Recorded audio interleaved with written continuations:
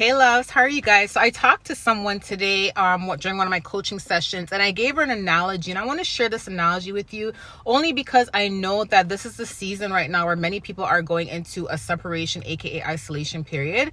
This is something that I spoke about last week, and God had me actually speaking about this for you guys because I had to tell you guys the importance of being obedient and the importance of, respecting the separation time and period in order for you to be the person who God needs you to be. Okay, there's a huge separation, isolation period that you go through, and that's usually when God removes you from the people who you thought you're close to, which is like family members and all of that. And it's like a longer type of separation period where you literally start transforming into who God needs you to be. But there's also mini separation periods, mini isolation periods where you don't go into this hiding for so long. Like God usually takes us and puts us into a long hiding period before he puts us out there. But then there's sometimes we'd already be out there, but then God will kind of pull us back in again and say, hey, you got to go into your cocoon again, and you got to come back out 3 days later or 10 days later. And sometimes it is during a fast. Sometimes it's just to spend time with God.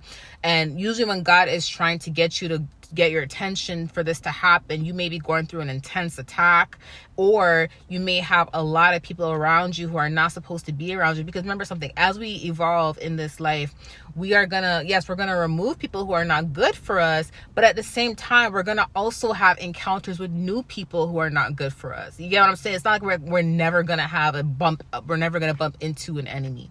We're gonna always bump into new people, but then we're gonna always bump into someone who is not good for us. Like we may meet someone and think they're a friend 5 years from now, and it's not really a friend. And then we may meet someone at work who's also not a friend, or someone you know what I'm saying? Or a family member may come back in our life and they're not good. And then God may remove us again and put us into another isolation, separation period in order for us to hear him clearly, in order for us to be obedient to the new instructions that he's going to give us, not the previous instructions, because we're already operating through that, but more so the new instructions that he's about to give us. So I want to just say something to you that when God tells you to go back into a separation period, go back into your cocoon, please be obedient to him. And don't be surprised if around the time God is calling you to do that, you're noticing attacks are coming from left, right, and center. Attacks are coming from all over, because that's how you usually know that it's time for you to go into the separation period, because you're going to start seeing attacks coming from everywhere. And most of the times, that's also when God calls you into a fast as well, is when you notice that a lot of attacks are coming from everywhere, right?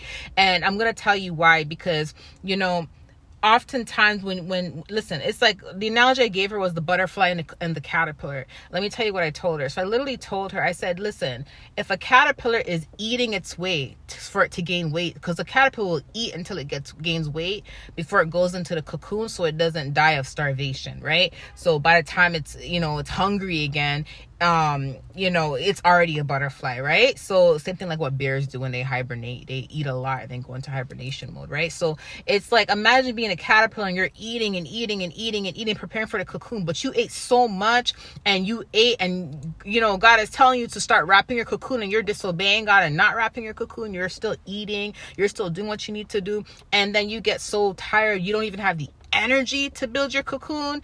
You're going to be there just stuck and not being able to move, and guess what? You're going to be eaten by the prey. Do you get what I'm saying? Because if a caterpillar doesn't go in its cocoon and it makes itself known, the prey, it's more visible to the prey is going to eat it.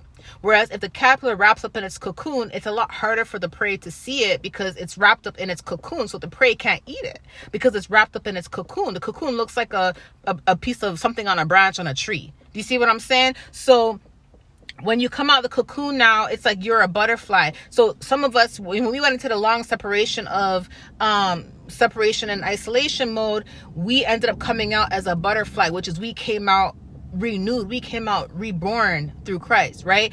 And it's like, now that you're a butterfly, you're doing everything that God needs you to do, you may notice along your journey that now you're getting attacked again, but by new people, or now you're going through some stuff again because of new people, and God is really about to break, because after every breakthrough is an upgrade. But before the upgrade, he will isolate you again. He will separate you again, and he may do it with a fast or without a fast.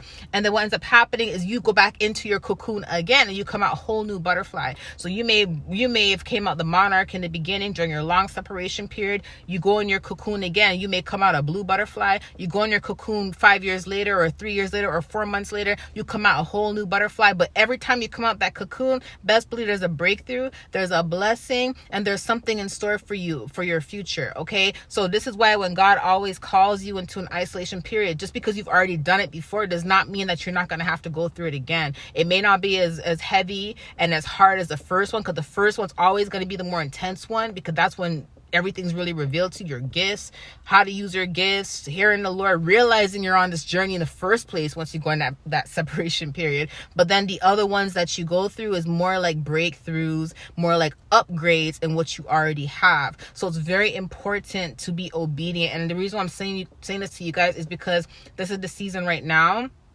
where the enemy is trying new tactics, and this is the season right now where God is really about to pour on people. Okay, so I just want to say that if God is calling you into another separation isolation period, just because you did it before does not mean you don't have to do it again. You get what I'm saying? You still have to do it again, but it may not be as long as before. It's because there's a new breakthrough coming in.